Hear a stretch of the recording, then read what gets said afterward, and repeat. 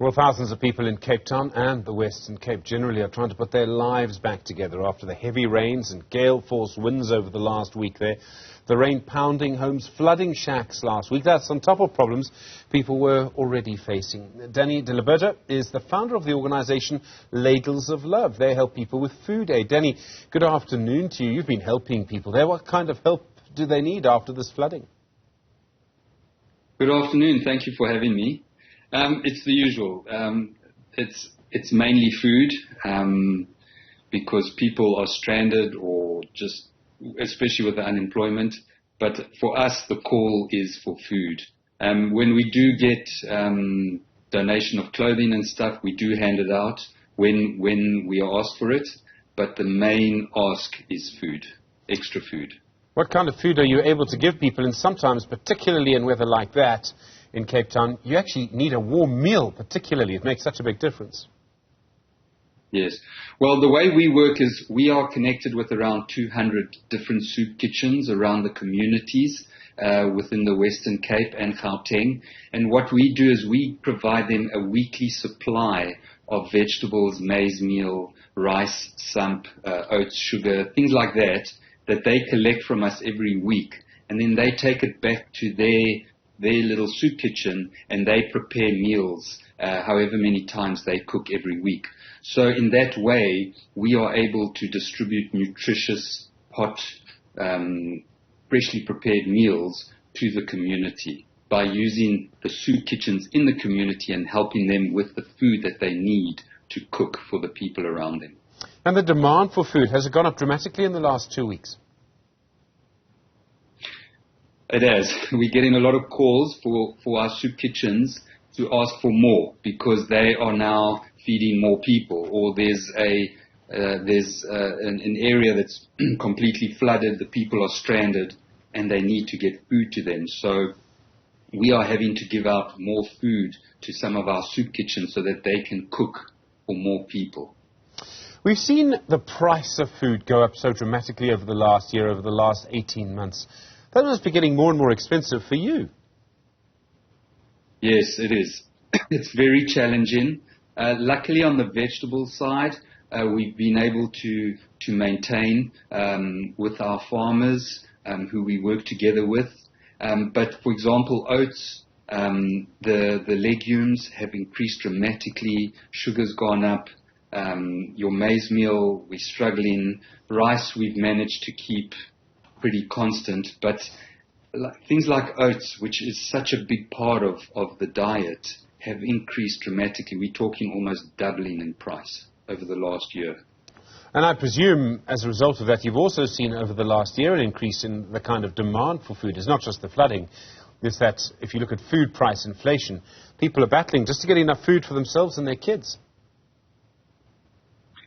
Yeah, if I tell you, it's 3 years after COVID and we still get calls from soup kitchens in the communities that need our help, that ask for our help, for us to provide them with these bulk food supplies that we do. If I tell you, we've got around 900 different soup kitchens on our waiting list that have been in contact with us over the last year alone. That is the statistic that we have on our side, and we're just a small drop in the ocean. So it's a little bit intense out there. Sure. So you also rely, I presume, on donations. Farmers help you, other people help you. And then when everyone gets under more and more pressure and life just gets tighter, is it harder to actually get the help that you need to feed people who need help from you? Yeah, because of the quantity. I mean, we're sending out anywhere between 30 and 35 tons of food a week.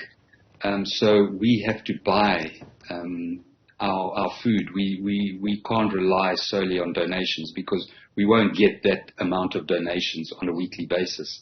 And also we need the consistency. The guys need to know what they're getting so that they can continue to do their work. So, and with the increase in prices, with disposable income being chewed away at, we are really struggling to keep the donations going as we were when COVID first hit. I mean, the huge change. We are definitely dropping in donations on an annual basis, and we're having to think out the box to keep the money coming in. So what's happening is we are giving less and less to the soup kitchens that we do support because we want to continue walking with them. But with this decrease in disposable income, increase in prices, it's becoming very, very challenging. And Danny, I mean, the longer this goes on, we're going to have more and more people not getting enough food. We're also going to have more children not getting enough food, and stunting's a major problem in our society already. Yeah, that's also what we're trying to do now is we're trying to focus on our ECDs, the Early Childhood Development Centers. These are the little centers that take care of your kiddies anywhere between a few months to 6-year-olds. And those kids are in their most vulnerable part of their life. If they don't get the proper nutrition at that age, they're going to struggle in the future. It's going to bring along other health issues in the future for them.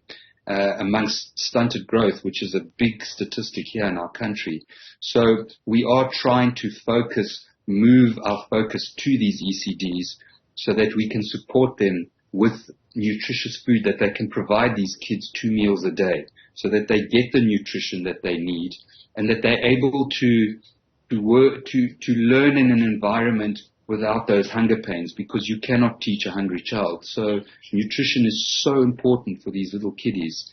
And yeah, we are having to make a decision. Do we continue with the soup kitchens, or do we move and support and take care of our little kiddies? And it's a very tough decision, but I think our kiddies, if there's any hope for the future of South Africa, is to try and grow a strong foundation of young kids that can hopefully bring more hope and to our country and to our future of our country. Sure. You're also planning to break a world record on Mandela Day next month. What are you trying to do, Danny? This year, Mandela Day is all about the 67 minutes, and we love Mandela Day because that's when people come together, and it's what our country needs, not only on Mandela Day but every day. We need to come together because only together can we create any type of change in our country.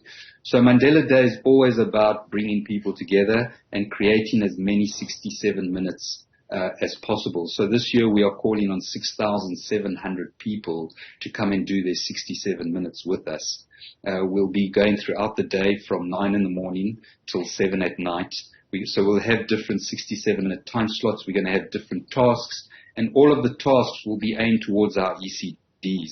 So whatever you do, whatever we make, whatever we create is going to go to the ECDs that we are supporting. So we're looking forward to this. And it's going to happen in both Cape Town and Gauteng.